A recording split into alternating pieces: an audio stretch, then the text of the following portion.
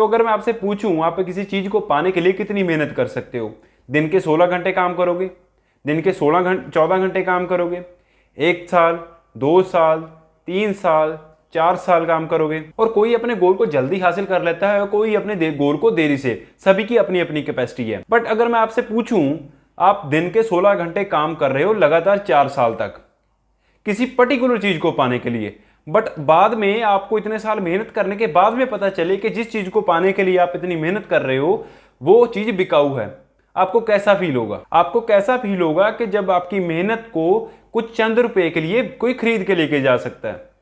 तो यही हालत अभी नीट के एस्पिरेंट्स के साथ हुई है। फॉर अ सेकंड मान भी लेते हैं कि जो नीट 2024 था वो एग्जाम लीक नहीं हुआ, बट उसका क्या, जो 2024 में ही यूपी कांस्टेबल का एग्जाम लीक हुआ था जिसमें 48 लाख कैंडिडेट बैठे थे, बट उसका क्या, जो बीपीएससी का एग्जाम 15 मार्च 2024 को लीक हुआ उसमें भी 3,80,000 स्टूडेंट्स बैठे थे। यह पहली बार नहीं है कि नीट का एग्जाम लीक हुआ, 2021 में राजस्थान में भी नीट का एग्जाम लीक हुआ था।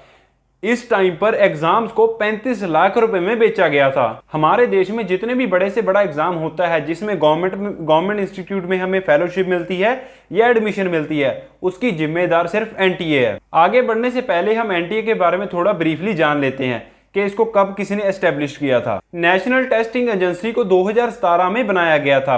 किसके लिए? गवर्नमेंट एग्जाम्स को कंडक्ट करवाने के लिए। एनटीए की जो बैक रूट्स हैं वो नेशनल एजुकेशन पॉलिसी 1986 के साथ लिंक करती हैं। 2013 में एमएचआरडी के जो डायरेक्टर्स हैं उन्होंने एनटीए का ब्लूप्रिंट तैयार किया और 2017 में फाइनेंस मिनिस्ट्री ने इसका बिल पास किया और कैबिनेट इसको अप्रूव कर लिया। और 2017 में जो सबसे पहले इनके डायरेक्टर जनरल बने थे वो थे विनीत जोशी, और उस टाइम पर जो इसका बजट रखा गया था वो 35 करोड़ रखा गया था।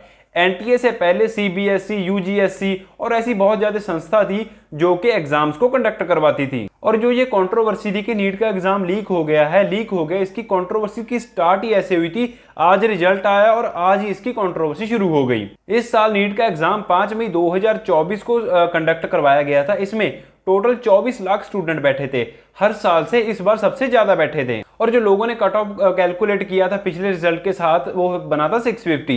अगर 650 से ऊपर नंबर आएंगे तो अच्छे गवर्नमेंट कॉलेज में एडमिशन मिल जाएगी। बट यहां पर जो रिजल्ट आना था वो आना था 14 जून को, बट रिजल्ट आ जाता है किस दिन? लोकसभा वाले दिन, 4 जून को। जब 5 मई को नीट का एग्जाम कंडक्ट होना था उससे पहले एग्जाम सेंटर गुजरात में से कुछ लोग को अरेस्ट किया गया था और उसके थोड़े दिन बाद ही बिहार से 13 लोगों को अरेस्ट किया गया था। 13 लोगों में एग्जाम सेंटर का हेड और कुछ उनके रिश्तेदार और कुछ स्टूडेंट्स, क्योंकि उनके ऊपर आरोप लगे थे कि उन्होंने 10 लाख रुपए सेंटर वालों को दिए हैं कि फ्रॉडुलेंटली उनका नीट एग्जाम क्लियर करवाने के लिए। हालांकि ये बात उठी जरूर थी और इसी मामले में जो कुछ वीडियोस थी वो इंटरनेट पर सर्कुलेट हो रही थी, बट एनटीए ने इस चीज को बेसलेस बताकर एग्जाम को कंडक्ट करवा दिया था। और 5 मई को नीट का एग्जाम कंडक्ट भी हो जाता है। जो स्टूडेंट्स थे, उनके पेरेंट्स थे, उनके एजुकेटर्स थे, सभी 14 जून का इंतजार कर रहे थे जिस दिन रिजल्ट आना था। बट यहां पर एक टर्न ये आता है कि जो रिजल्ट आना था 14 जून को वो आ जाता है 4 जून को, यानी कि प्रॉपर 10 दिन पहले। और 4 जून को हमारे देश के इलेक्शंस के रिजल्ट आने थे। मतलब यहां पर जो पूरा मीडिया और जो पूरी कवरेज थी वो सारी इलेक्शन की तरफ लगी हुई थी। और यहां पर जो नीट का रिजल्ट आ चुका था, जब नीट का रिजल्ट आ गया तो स्टूडेंट्स के, उनके पेरेंट्स के और जो उनके एजुकेटर्स थे उन सभी के तोते उड़े हुए थे रिजल्ट को देखकर। और हिस्ट्री में पहली बार हुआ था कि 67 स्टूडेंट्स ने AIR-1 को हासिल किया हो। और यहां पर जो शक था वो तब बढ़ जाता है जब 67 स्टूडेंट में से 8 स्टूडेंट एक ही सेंटर को बिलोंग करते थे। जब उनका रोल नंबर चेक किया गया उनकी सीरीज भी सेम थी और उनका रिजल्ट था AIR-1। यहां पर एक कंट्रोवर्सी का कारण ऑन बन जाता है जिसमें काउंसलिंग के जो मार्क्स थे उनको डेसिमल्स में डाला गया था। बट यहां पर एनटीए ने एक्सप्लेन नहीं किया कि डेसिमल्स में जो काउंसलिंग के मार्क्स थे उनको क्यों दिया गया। रिजल्ट्स के साथ ही एनटीए ने एग्जाम्स के लिए एक न्यू क्राइटेरिया सेट कर दिया गया, that is tie breaking criteria. इसका यूज तब किया जाएगा जब बहुत ज्यादा स्टूडेंट्स होंगे जिन्होंने AIR-1 हासिल की होगी, उनको स्टूडेंट्स के जो रिजल्ट्स थे उनको चेक किया जाएगा। जैसे कि बायो में सबसे ज्यादा जिसके मार्क्स हैं उसको AIR-1 मिलेगी, अगर सभी के बायो में सेम मार्क्स हैं देन चेक किया जाएगा कि केमिस्ट्री में किसके कम मार्क्स हैं।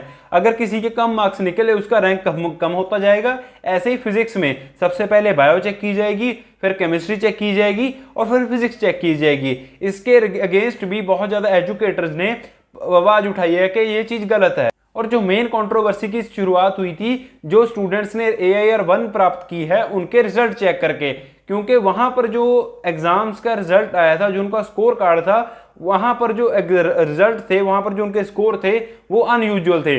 लाइक किसी को 718 मिले हैं, 717 मिले हैं, 719 मिले हैं, जो कि अनयूजुअल है। जो नीट का क्राइटेरिया है वो कहता है अगर आपका जो क्वेश्चन एक सही होगा तो आपको 4 मार्क्स मिलेंगे, और अगर एक क्वेश्चन गलत होगा तो आपका एक मार्क्स को माइनस किया जाएगा। अगर आपने अटेम्प्ट नहीं किया तो 0 मिलेंगे। यहीं से मेन कंट्रोवर्सी की शुरुआत हो जाती है। जब स्टूडेंट्स का रिजल्ट चेक किया गया तो उनके रिजल्ट मार्क्स बनते थे 718, 717, 719, जो कोई अनयूजुअल है। फॉर एग्जाम्पल, अगर आपने 180 क्वेश्चंस को अटेम्प्ट किया और सभी सही बनते हैं तो आपके मार्क्स होंगे 720, और अगर आपने 180 में से 170 क्वेश्चंस को सही किया और एक गलत कर दिया तो आपके मैक्सिमम जो मार्क्स जाएंगे वो 716 जाएंगे। 717, 718 नहीं हो सकते। यहां पर मैक्सिमम जा सकते हैं 720 और 716। बट इस क्वेश्चन के ऊपर के स्टूडेंट्स को 717, 718 मार्क्स कैसे मिल रहे हैं? एनटी का ऑफिशियल जवाब ये था, ये जो स्टूडेंट्स थे इनको एग्जाम देने में देरी हो गई थी, इसी वजह से इनको ग्रेस मार्क्स दिए। और एनटीए ने एक 2018 की सुप्रीम कोर्ट की जजमेंट को भी मेंशन किया गया था, जिसमें स्टूडेंट्स को ग्रेस मार्क्स मिले थे बिकॉज एग्जाम सेंटर की वजह से उनको एग्जाम्स लेट मिले। और एनटीए ने इसमें यह भी क्लियर किया गया जो स्टूडेंट्स हैं, कुछ स्टूडेंट्स को नहीं ये ग्रेस मार्क्स मिले, लगभग 1500 स्टूडेंट्स को ये ग्रेस मार्क्स दिए गए। बट यहाँ पर जो नीट के स्टूडेंट्स हैं वो दोबारा एग्जाम को कंडक्ट करवाने की मांग कर रहे हैं, और इसी वजह से एक 11th क्लास की लड़की ने भी सुसाइड कर लिया ये चीज देखकर। बट यहाँ पर एग्जाम होगा दोबारा नहीं होगा ये सेपरेट पार्ट है। जो यहाँ पर स्टूडेंट 4-5 साल से ड्रॉप ले रहा है, जो 4-5 साल से मेहनत कर रहा है, जिसका ये लास्ट अटेम्प्ट है, जिसने जेन्युइन तरीके से AIR 1 हासिल किया, जिसने जेन्युइन तरीके से अपनी रैंक सिक्योर की है, उसका क्या होगा? उसको भी दोबारा एग्जाम देना पड़ेगा, उसके साथ जस्टिस है ये। और जो स्टूडेंट्स में इतनी मेहनत कर रहे हैं नीट का एग्जाम देने के लिए, इतनी प्रेपरेशन कर रहे हैं, अपने दिन रात मेहनत कर रहे हैं, इससे अच्छा तो वो बाहर की यूनिवर्सिटी में जा सकते हैं, जहां पर वो इतनी मेहनत करके स्कॉलरशिप लेकर अच्छे से फ्री में पढ़ सकते हैं। बाकी गवर्नमेंट ने भी बोला है कि जो एग्जाम लीक होते हैं इनके अगेंस्ट एक स्ट्रिक्ट लॉ लेकर आएंगे, और जो ओपोजिशन है वो भी इसके अगेंस्ट पॉलिटिक्स खेल। और जैसे यूपी का जो कांस्टेबल एग्जाम था जिसमें 48 लाख स्टूडेंट्स अपीयर हुए थे और प्रोटेस्ट भी हुआ था, वो थोड़ी इन सुर्खियों में रही, एक न्यू कंट्रोवर्सी आ गई, देन सभी उसमें लग गए।